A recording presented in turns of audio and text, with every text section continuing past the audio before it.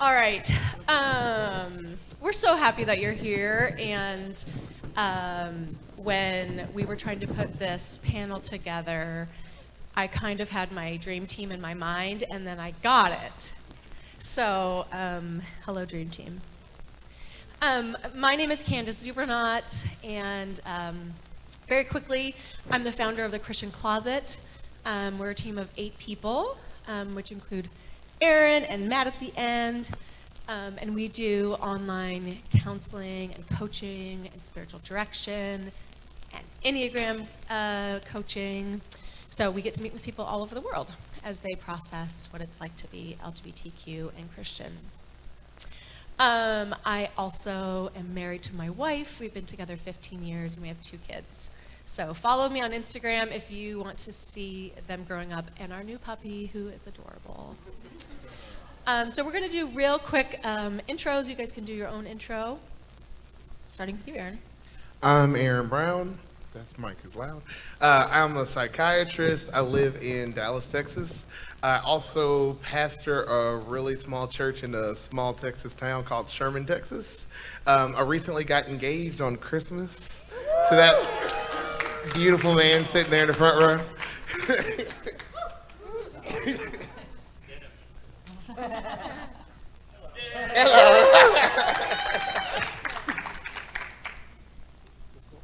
I am Beth Buchleiter. I am a seminary student in Indianapolis, Indiana, and a writer and speaker and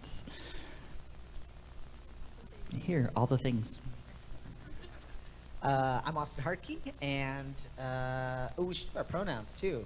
My pronouns are he, him, his, and I'm based in Minnesota, and I do work with gender-expansive folks, mostly online ministry stuff, and I also lead support groups and Bible studies and all kinds of stuff. And I wrote a book that came out last year, which has been really fun to see how people tell their stories. Can you guys hear Austen? Oh, sorry, I'll speak louder. Oh. Hi, I'm Matt Nightingale, and I am from Santa Rosa, California, which is in the wine country, Sonoma County. I am co-pastor of an affirming American Baptist church in Novato in Marin County called The Quest. And I am a school teacher full-time. That's my day job. And in my spare time, I pastor a church, and I work with the Christian Closet. And I do a lot of support groups and spiritual direction for people. I was married to a woman for 23 years, and I have 4 grown children. And so a lot of the work that I do is with gay and bisexual men in mixed orientation marriages, just kind of helping them navigate that journey. All right, thanks everybody. And we're going to start off with something a little bit different. We're going to start off with a game. I'm sure all of you have played this before, Never Have I Ever. That's what these flags are for. So the dream team and I are going to be the ones saying the never have I evers. We're going to go through 3 of our fingers, but if you never have I ever, you get to wave your flag. All right. You won't be the only one doing it. Surely somebody will be doing it with you. For instance, so if I say never have I ever been to QCF, if you have, you do your flag. Okay. So I'm going to start us off. And we're going to go through 3 fingers, and out of us, the last one with our fingers up wins. So we'll see who's most scandalous out of our group. All right. Never have I ever lied playing this game. Oh. Wait, so I if we appreciate your have, honesty. If we have lied, then we drop a That's finger? right. Never have I ever made out to gospel music.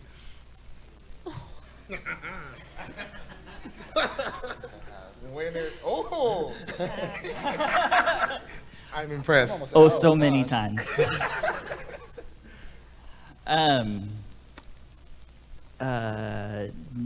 Never have I ever been jumped out of an airplane. Oh, wait, we put our fingers down. If you have. If you have. Okay. Never have I ever been married. You know, I got a couple of you with that. Yeah. I didn't even get to ask a question. I'm out. I knew it. Never have I ever been attracted to a friend's parent. Stacy's.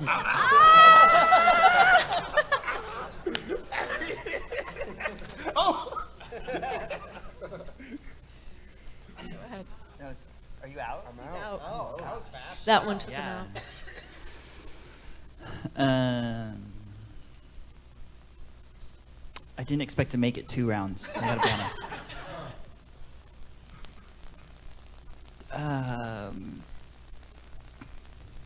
This is what happens to me every game. I can't think of something. Matt, since you went out first, do you have one in your back pocket? Yeah, Sure. thank you. Never have I ever kissed Crystal Czubernat. Asshole. You can target this game, you know?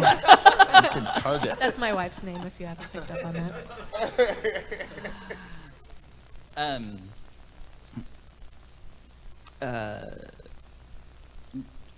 It's okay, Okay, so I Austen, keep you thinking can of go. questions that would like put me out, and I'm like, no, That's okay. I don't wanna lose. It's all right. That's That's my all right. problem every Austen, time. why don't The you game's go? back. We'll Okay, skip you. never have I ever been in handcuffs. Oh. At all. Ever. Oh my gosh. There you go. I think there was only one of you out there. I want to know the story. Oh, so many times. Most of them by police officers, but you know. Never have I ever. I know, I keep thinking. I was telling someone earlier, my wife is usually the like, hey, that went over a line, and without her here, I'm afraid I'm going to go over a line. Never have I ever had sex in a public place. So many Dang. flags. I'm glad there were some flag wavers out there for that one. Is it down to me and you, Austen? The two of us. Okay. Never have I ever had kids. Oh, there we Gotcha. go. Austen won! Austin, yay! Woo! I always feel a little bit like, did you really win? Never have I ever though? Like, if you're the last one, was it really winning? All right, thanks everybody. So it might be a silly way to start this off, but I recently have had a lot of people say to me, you know, I started coming out about 20 years ago and there wasn't representation, right? There was no one. And now there's all this representation, but it can be really hard. It can almost feel like with all this representation, it's a beautiful representation. So how do I get from my real life to that? It can feel impossible. And so we really wanted to start off with something that could humanize us, to say that, you know, we might be up here on the stage, but we are just as human as you are. And so to get to where we are, you just be you. That's how you do it.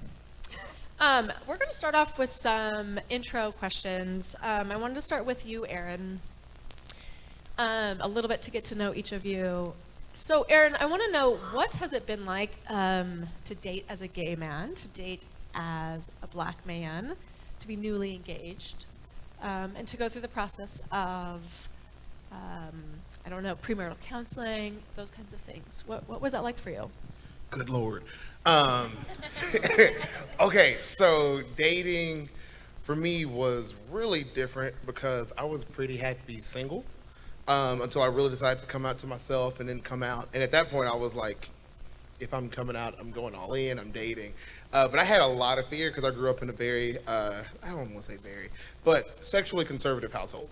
So my parents were very supportive of coming out, but I still had very conservative ideas of dating and sex before marriage and all of those things. So I had a lot of fear because most of what I had been told was dating, especially for gay males, was just really promiscuous and all those things. I think what I learned in the process is that people are people.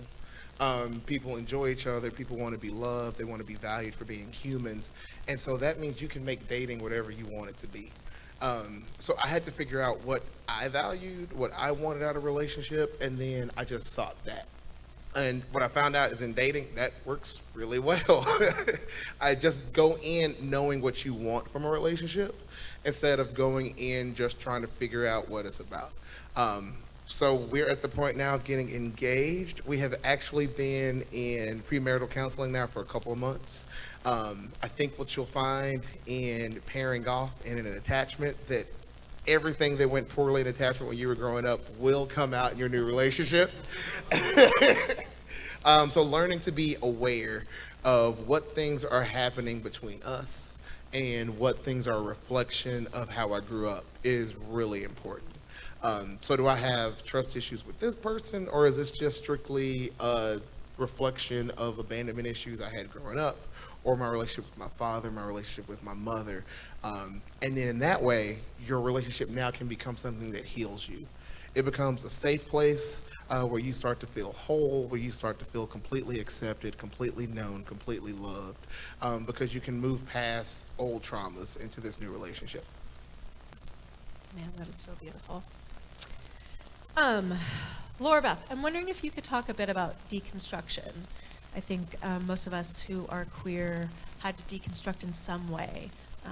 Can you share a bit of your process of that? Yeah, and just to give some clarification to that, the first construction was a rather lifelong process. I grew up in a Christian military family. I studied at Moody Bible Institute for my undergraduate work and finished at Dallas Baptist University, and spent many, many years, almost 20 years, working in conservative Christian ministry as an associate pastor, as a communications professional,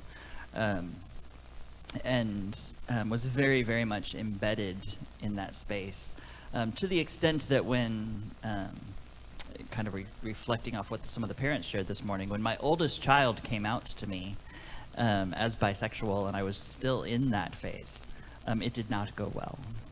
And I was much more concerned about my reputation as a pastor in the community.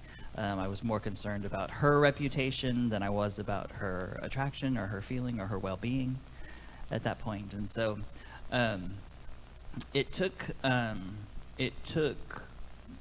me reaching a crisis of both identity, of my career, my health, and reaching the point of being ready to take my own life.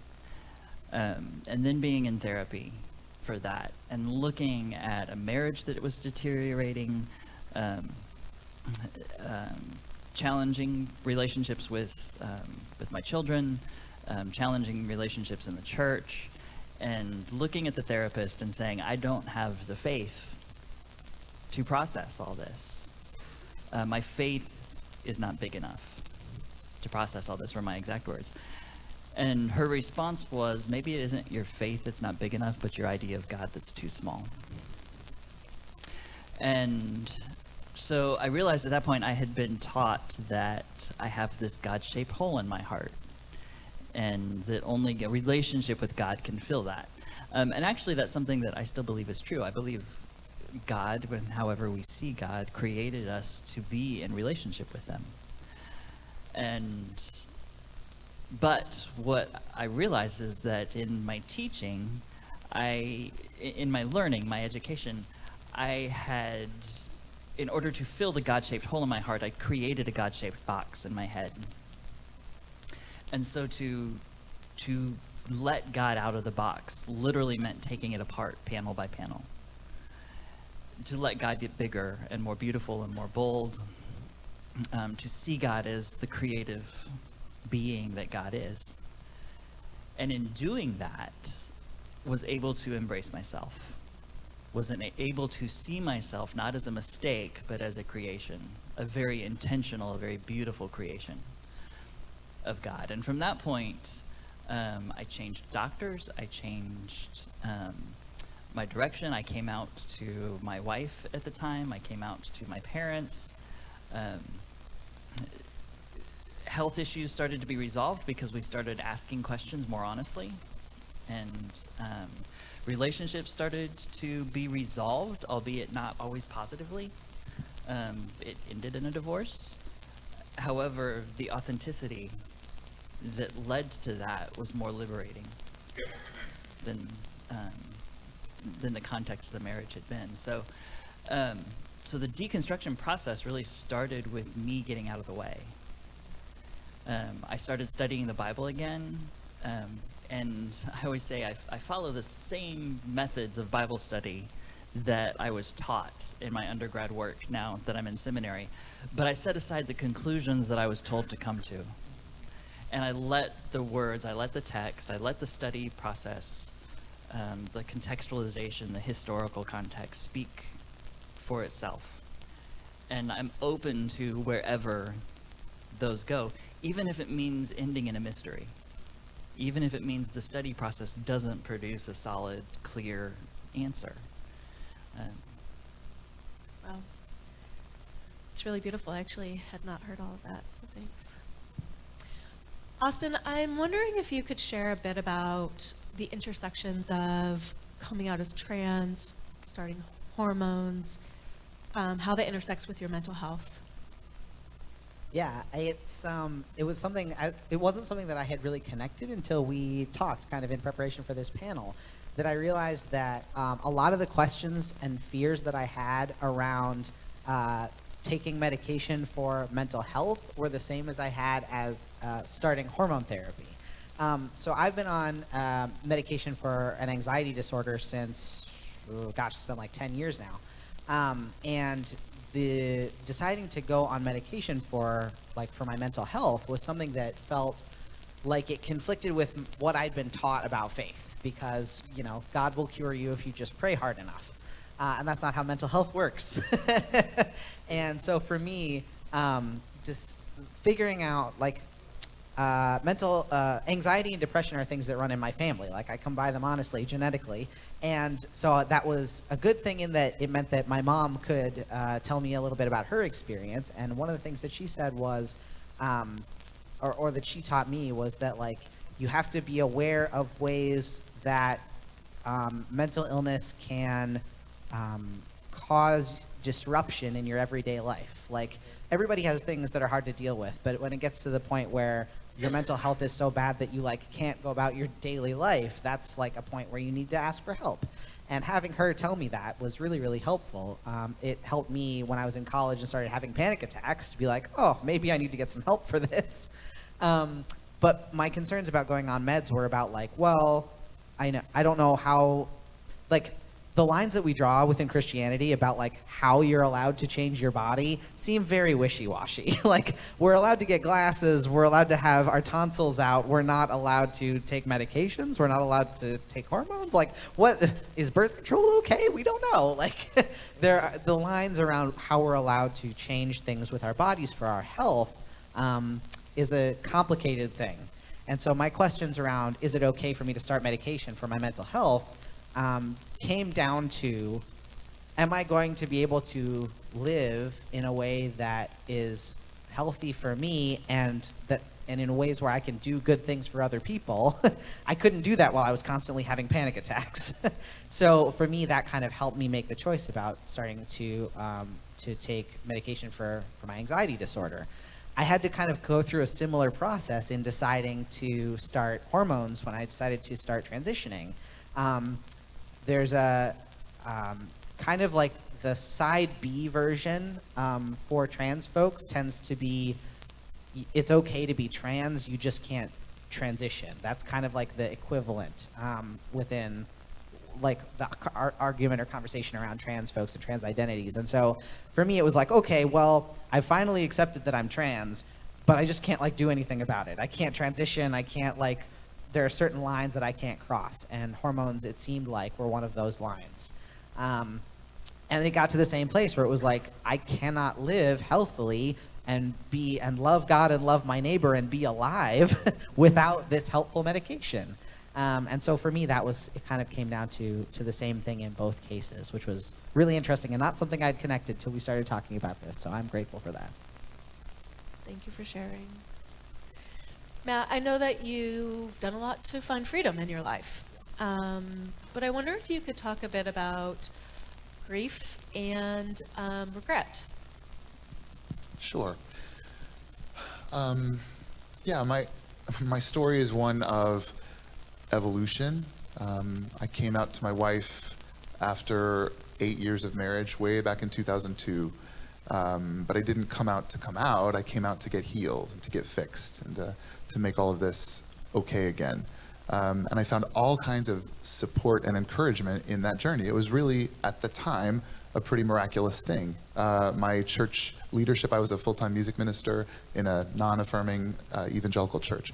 And they all kind of came around me, and yes, we're gonna help you. They even helped pay for counseling and like marriage retreats and like living waters. I did repair therapy stuff for several years, 12-step groups, all that.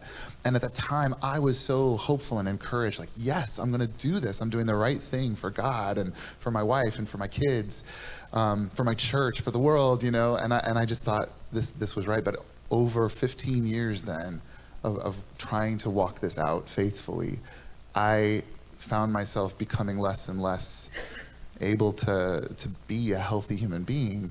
And it's a long story, I won't go into the whole thing now, but eventually got to the point back in 2014, 15, when I knew something had to change, something had to change in a big way. And I mean, at first I accepted that I was gay, and then I allowed myself to own that label, not just same-sex attracted, but actually gay. And then I realized that it would be okay for a gay person to be gay, to live in a same-sex relationship. And then I was like, oh shit, what does that mean for me? What does that mean for me? Because I'm married to a woman, and I have these children, and I'm a pastor. And so everyone at that point has to make some kind of a choice. And I knew for me, I couldn't just tread water anymore. I couldn't do it. So I eventually made the choice to leave my marriage and to come out publicly. And I cannot tell you the freedom and the joy after 44 years in the closet. And I am an extrovert, ENFP, probably Enneagram 7, external processor, blah, blah. I just need to be out here. And I was all of that in my church life. I was well known in my denomination. I was on the cover of our church magazine one time, our denomination magazine. But sometimes and back then I told myself I need to come out, not so that I can be in a relationship with another man, although that would be lovely. I needed to come out so that I could just tell the truth and live the truth. I was so tired of always filtering, always wondering who knows how much, what do they know? And so I did, and that freedom and joy has been unbelievable for the last 3.5 or 4 years. Unbelievable. I would never go back in the closet. I would never trade it for anything. And I live all the time with grief because I loved my wife. I loved the life that we made together. I mean, I loved it. Do you know how hard I worked to create that family as a gay man living in the closet? And I loved what we had and our vacations and our life together and our Christmases, and I loved it. And I loved my wife. That's a true thing. I didn't love her the way that I believe I can love a man, the way I'm designed to love a man. But I did love her, and we made a beautiful life together. And so it was very difficult, and it still is difficult sometimes, 3 years later, to be at Christmas, in my studio apartment by myself, missing my 4 children and my wife, and those beautiful mornings when they'd come jump on the bed. Can we do our presents? I had that for 23 years, Sometimes I think about my children. I have 4. My 2 older boys had the benefit and the privilege of having 2 parents in their home all through high school. And my twins were 14 when their dad came out of the closet, and they're so supportive and loving. All my kids are. My ex-wife is incredibly supportive and loving. And my twins haven't had a dad in the house throughout high school. I live 10 minutes away. I see them all the time, but it's not the same. And I do live with that regret. And so when I do work with people, when I do share my story, I wish it could be like, that was awful, and oh, this is wonderful. I wish it could be, but it's not. And I tell people who are in that situation, this might be you today, I don't know. When you get to a place like that, there's no perfect road to take. There's not. And no matter what you choose, if I had stayed, I'd be giving up a lot. And so would my ex-wife. But leaving that marriage, I give up a lot. And so does she, and so do our kids. So that's like a big blah, blah. I realize I'm like Debbie Downer, but I have given up a lot to speak my truth. And that is my truth. That's the truth. It's not all rainbows and unicorns, unfortunately.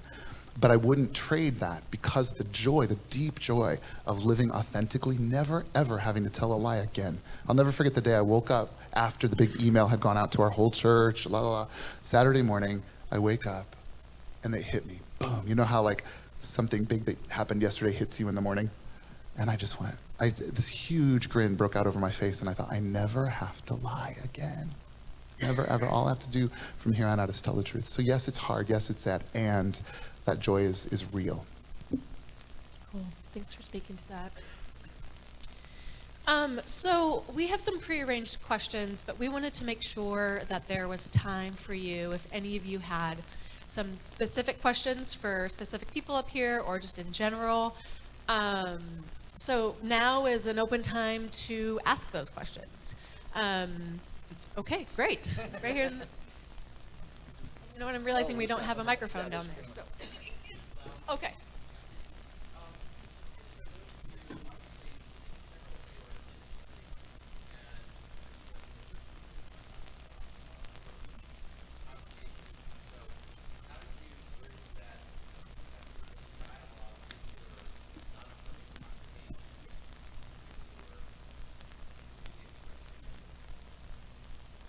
Okay, so the question was, a lot of the people up here had previously been in ministry, and how did they communicate that to their non-affirming congregations as they were coming out?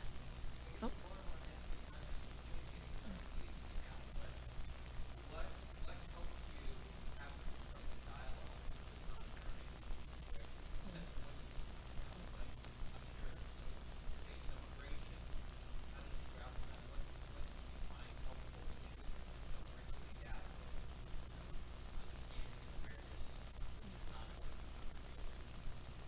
Yeah, what worked and maybe what didn't work as far as bridging a gap, like you said, between the non-affirming congregations and at least.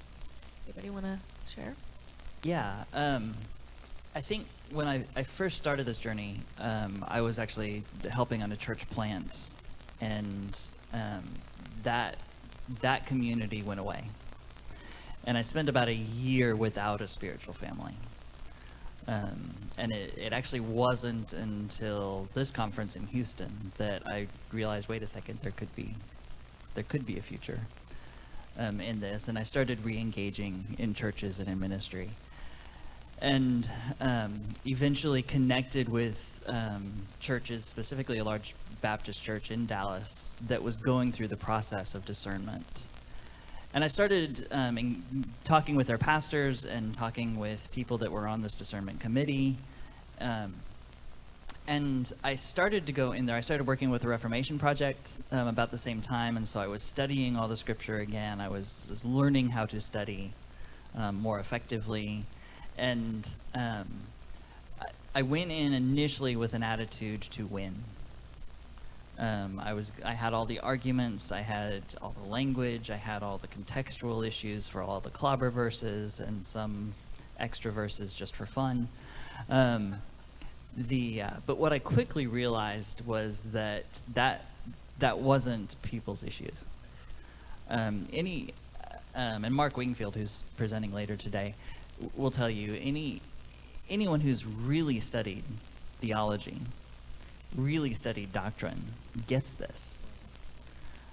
It comes down to a cultural shift. And so what I found was that I wasn't in there to make a biblical argument. I was in there to give people permission to be okay with me. And so I started operating with what I call an assumption of acceptance. That I go into these meetings with conservative pastors, with conservative elders or deacons, with the assumption that I am going to be accepted. And if they have an issue with that, then it's their job to come out to me in that context. And in doing that, I engage them as an equal. And I don't engage them with knowledge or with history. I engage them with my story. I engage them with my context and who I am. And from that point, we can have other conversations. So it's ultimately the story that matters. I agree, story is key.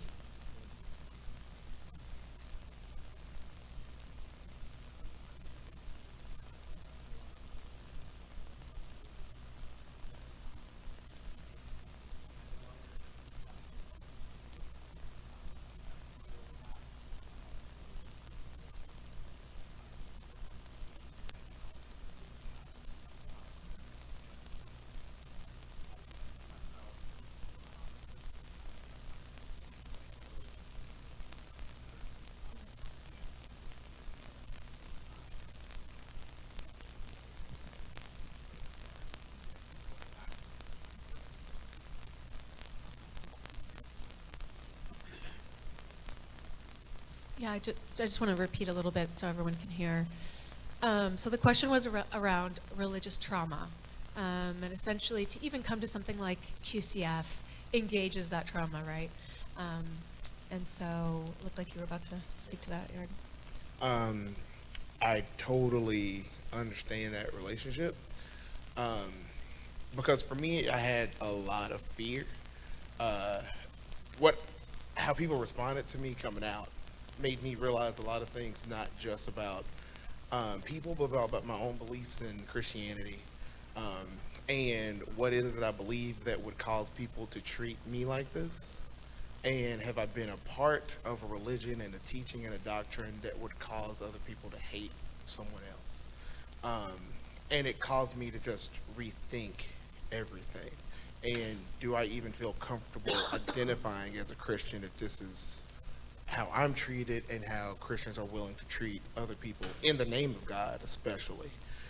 Um, and so I pastor a church now. And I would say even then, I think me and our leadership team, we still kind of go back and forth on how much do we still identify even as a Christian church. So I think several things are important. For me, my first realization was that I don't see anywhere biblically where Jesus was trying to create Christians. Actually, if you look at when Jesus sends out the disciples, it's this beautiful thing where Jesus says, heal the sick, raise the dead, cast out demons, has nothing to do with create converts. And so when Jesus goes out spreading love, Jesus does it by healing people, by being with people. But I don't, in the Gospels, and we've spent this last year just going through Matthew, and we haven't seen any examples of Jesus spending time going, convert to this.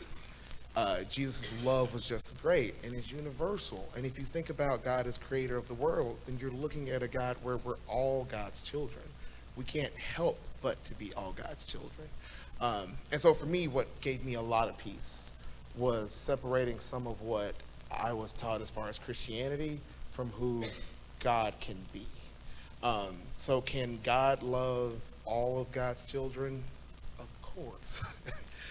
If I look at my own parents and they're able to do it, why would I expect any less from God? So do I think God's waiting for us to call the magic name, say the magic prayer, any of those things? And so I found relief in not feeling like I had to be a Christian anymore. It wasn't about trying to reclaim a Christian identity. It was about the fact that I can already find love in God. And when I found that actually even in looking in Scripture, when Jesus says the kingdom of heaven is here, not here to reclaim Christians, it's just here, it's present. God's love is present everywhere. So if I'm in a mosque, if I'm in a temple, God's there. I don't have to be in a church in order to participate in God's love. So I think it's okay that you may still want to find some identity in being Christian. I think it's scary to give up old identities, especially if you're taking on a new one. But for me, just again, it was really encouraging for me to know that God was present in all of that. Like in all of creation, we can find God's presence. Thanks, Aaron. I think it would be hard to escape some kind of religious trauma if you're queer at all, right? And that I would say each one of us has deeply experienced that, and it deserves time and care and process, whether that be through therapy or a mentor or good friends. You deserve that. I think there was someone over here first. Yeah, in the green, yeah. So you mentioned going through the process of looking at your attachment, where you're attached and all that concept of religion. And something I've noticed is that those issues used as an excuse for why I'm gay, or like issues come up, or whatever. And I see them as natural, necessary regret.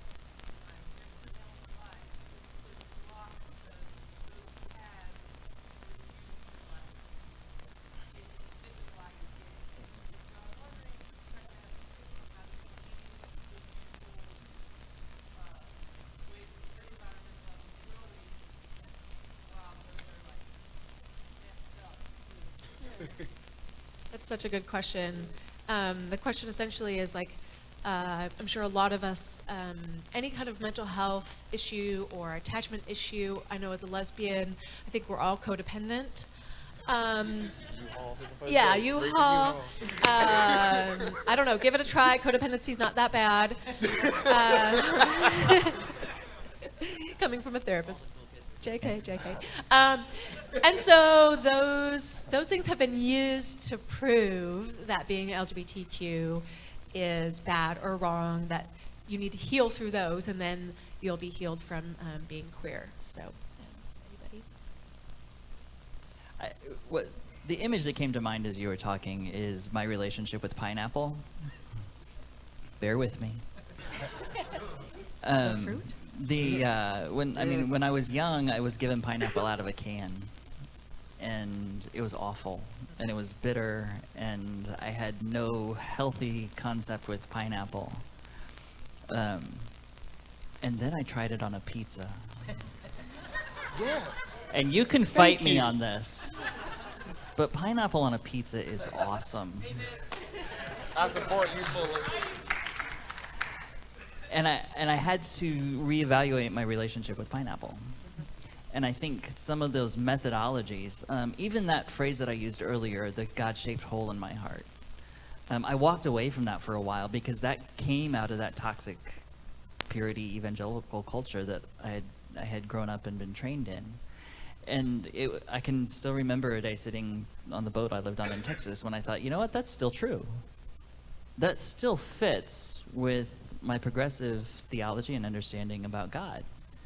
And so it is part of that deconstruction, reconstruction process to be willing to let go of those ideologies, be willing to let go of those methodologies, and also be willing to hold on to them and be willing to reposition them to be valuable in your life. Or throw them on with some Canadian bacon, and it's great. I feel like everything you say can be on a T-shirt. So true. So true. Just wanted to echo.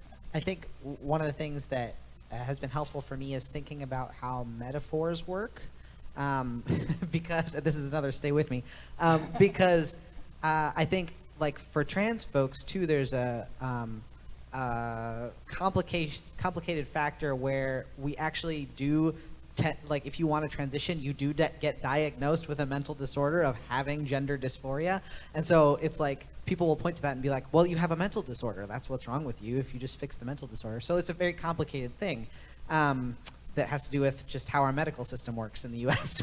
But I think one of the things that is helpful is thinking about how metaphors can be helpful in helping us think about specific concepts, but they usually don't work all the time. There's usually something about the metaphor that's like, well, that doesn't really work.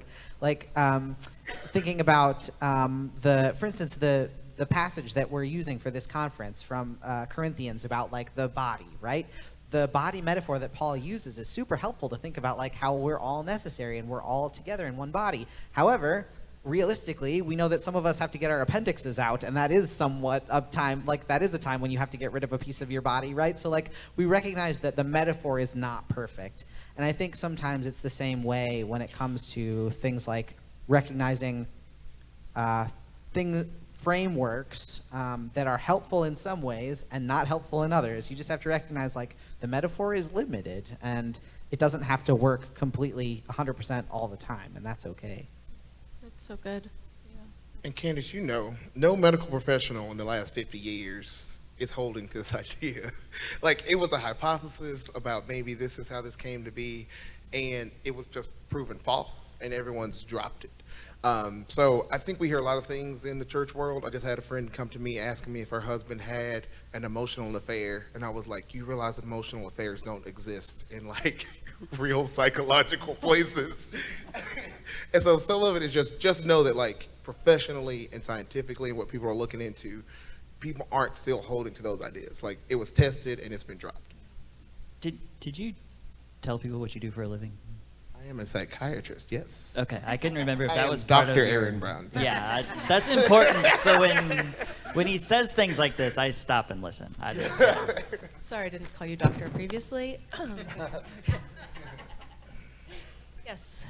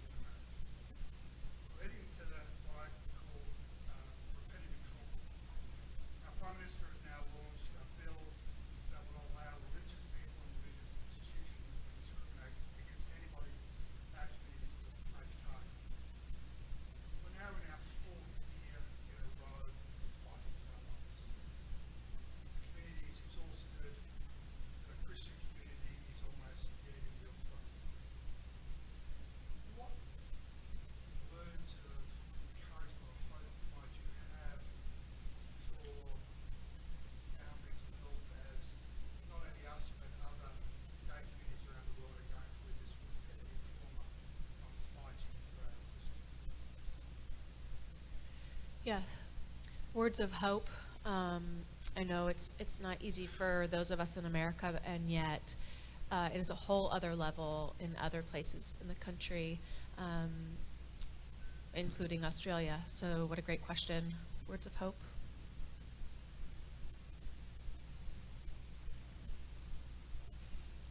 I'm the Debbie Downer, remember? You are the Enneagram 7. You are a 7. I'm an Enneagram 4, so melancholy is our specialty.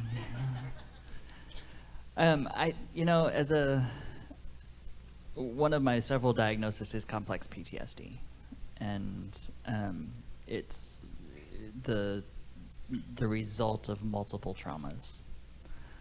And Define complex PTSD, please.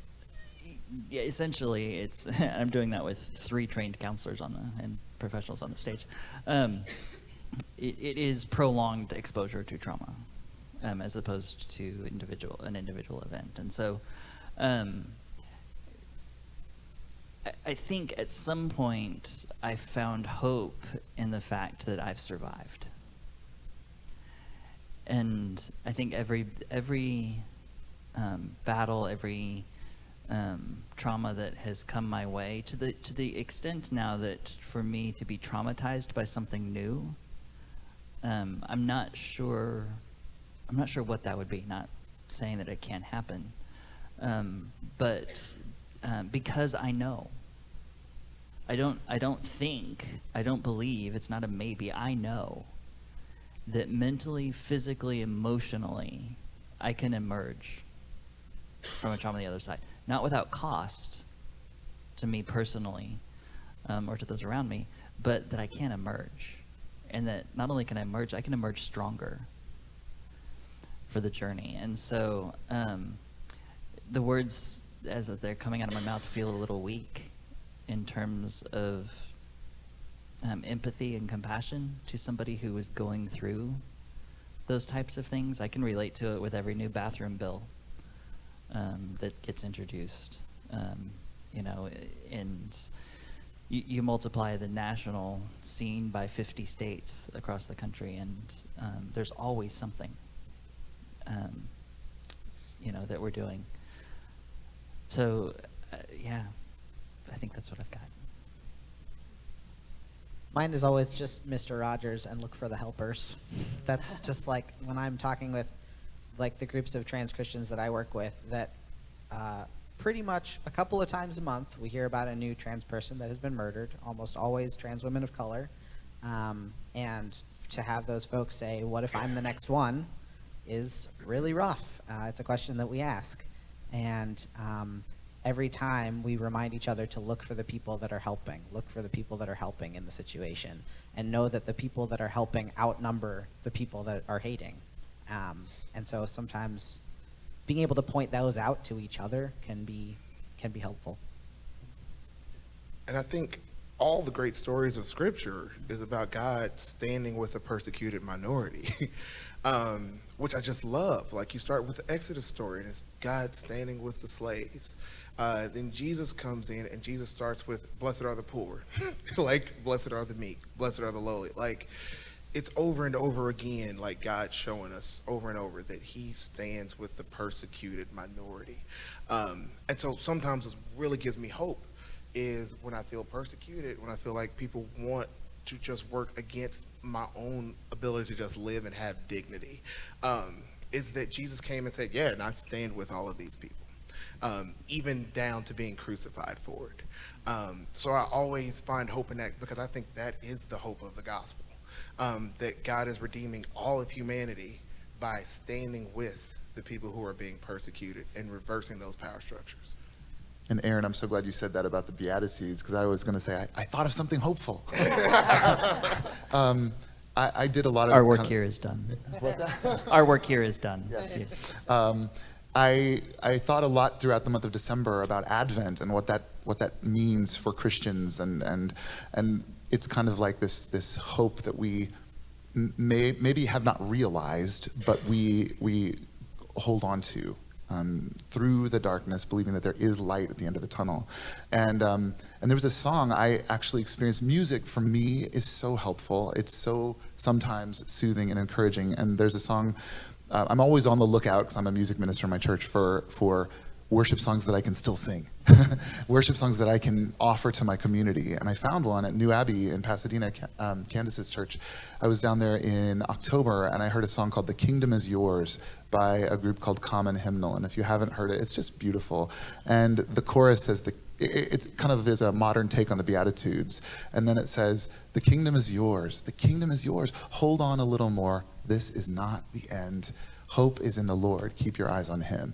And for me, maybe that isn't hopeful to you. For me, I was in a really, personally, really dark place when I heard those words, and they were so hopeful and encouraging, and they really did give me strength to hold on a little bit longer, to believe that somehow, we don't know how, I used to think that I knew all about the end times and how it was all going to work, right? That's what I was taught as a fundamentalist Christian. I have no idea now, no idea, but I still hold on to the Christian belief that somehow, in God's good time, all will be well. I don't know exactly what that means, but sometimes I'm able to hold on to that hope, and sometimes music helps me with that. Thanks, everybody. I think we have time for 2 more. So. This might tie together some other questions, but I think this is such a specific and interesting intersection of mental health, LGBTQ, and faith that's so rare. That I wanted to ask this question that I've kind of asked over several years. When you are, in whatever way, a member of a marginalized community, how do you respond to Christ's teaching? Turn the other cheek. Give them your coat as well. You know, I mean, it'd be easy to say, oh, that's not meant for the marginalized people, but he was speaking to the Jews who were in, who were a marginalized community, so I don't think that you can write that off. I wonder what your perspective was on that. Yeah, so the question was sort of our thoughts on what it is to be marginalized, but also to hear things like turn the other cheek and, forgive. So, great question. I'll take a short stab at it.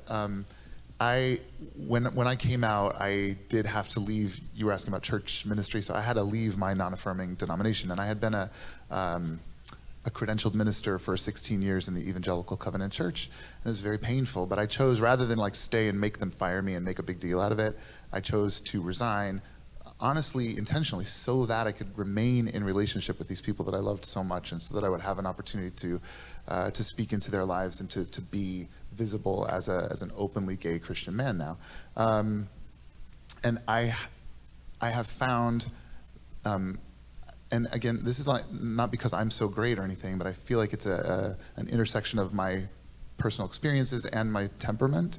But I'm able to hear accusations and negative things and be able to, rather than immediately respond with anger or whatever, to be able to kind of receive that and listen and then to respond kindly. And this might seem just so, I don't know, superficial or something, but even on Facebook, where I have just this incredible gamut of people that are still in my life, from fundamentalists to my liberal gay friends, people will even comment wow, how do you remain kind as you're responding to these things or whatever? And I just, I'm grateful for that opportunity to do that and to have that temperament or whatever, because I see God using that. I see people slowly moving toward acceptance, toward love, toward greater understanding. And I used to, I'm trying to tie this in, I used to be critical of people who were more angry and more reactive and more accusatory of those who are oppressing minorities. I thought, that's not the way to do it. You have to be nice and turn the other cheek and all this. But I have come to understand that it takes all of that. It takes all of that. It takes the angry activists marching in the streets and calling out injustice for what it is. And it takes people turning the other cheek. It takes people saying, oh yeah, I feel that hurts when you say that, and I'm gonna hold that, and I'm gonna respond lovingly still. It takes all of that to see change over time, I believe. That's what I'm experiencing anyway. And I would piggyback off of what Laura Beth said earlier. I think a part of learning to love your enemies is actually what allows you to then see them as an equal. So I think the only way you can get past the point of seeing them as an abuser, and generally anyone who we see as an abuser, we're going to see as above us, is to learn to love that person for who they are. And I think this is a really great intersection for all of these things. So I think as you love them for who they are, you see them as a person, you can respect their human dignity, that then allows you to respond appropriately. So if I see them as an abuser, fight or flight's going to take over, and I'm either going to fight or I'm going to run. Depending on where I am on the process, I may just freeze. That's also a part of that process. However, if I see them as an equal, because I can love them, that actually then gives me the ability to respond to them appropriately. So we just got engaged. I had an old friend of mine send me a text. I think he was trying to be nice. I'm not completely sure.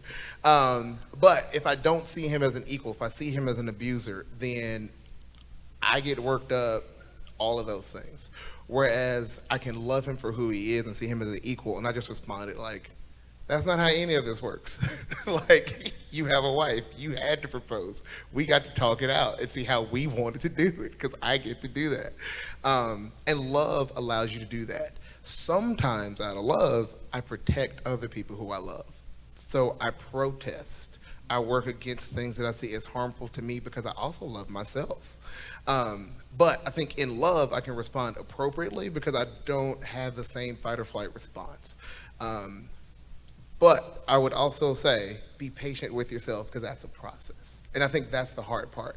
So we kind of know that love is the ideal, and I think a lot of times we'll fake the ideal because we're not there yet. Truly, I'm angry with you, I still feel abused by you, so it is okay to be patient and work through that process of feeling abused, with the ideal of I can get to the point of loving you and seeing you an equal. But until then, get all the help you need. Get therapy, keep yourself safe, work through those things to get to that ideal, but be okay with the whole process. And just building off of that a little bit real quick, Christ very specifically said that we are to love our neighbor as we love ourselves. And we forget that a lot, that we love ourselves. I would not have had a problem if Jesus had said, if they ask for your shirt, give them your coat too, or if they ask for your coat, give them your shirt too, because I don't love my coat or my shirt. If Jesus had been looking at me standing there, he would have said, when your daughter comes out to you as bisexual, give her your reputation too. I loved my reputation. And that was a sacrifice. And that was the wake-up call to me, was to say that in the face of my enemy, what are they taking away from me that I truly love? And if I love myself as God has empowered me to love myself, I've taken the power away from them to be in that space. That's why I can enter into those spaces with that assumption of acceptance, because I have truly accepted myself in that places, which is something I could not have said the first 42 years of my life. So. Yeah, I think there's so many key things. I think I just want to speak real quick to the importance of taking time and space to heal from that trauma. That you can't do that. You can't love or turn the other cheek or any of those things when you are, traumatized. So take space, take time. When I first came out, there's no way I could engage those conversations, right? It would have been a violence to me. Now, after therapy and all of the years and working through my own internalized homophobia and all of that, now it doesn't trigger me as much to go into those spaces. So make sure you take time for yourself. All right, we're a little bit over, so one last final question. They were both so bad. Right here. Yes, yeah. As someone who's studying to be a therapist, how do you deal with self-disclosure being LGBTQ Christian and working with people who are Okay. I guess I'll answer that. I was trained, you're sort of a blank slate. The first practice I had was just for general people, and so I wasn't out or anything like that. It was very strange. I hated it. I didn't think I wanted to be a therapist after that. When I started the Christian Closet, really started to see that my story was exactly what people needed to know. And so I don't really ever share things that I'm currently going through. I'm always in and out of therapy. I think therapies are really important. I'm always in and out of spiritual direction. I have really good people around me. My wife is a trained therapist. So those things that I need to currently process, I don't share those. Things that I have already processed and aren't in the center of my soul still going through, I share because they're important, important for people to know that they're not alone. So there's sort of circles of sharing. Yeah. Thank you all. I'm sure that anyone up here would be willing to talk with you afterwards or find us on social media, message us. I wish we had more time, but thanks for being here. Thank you.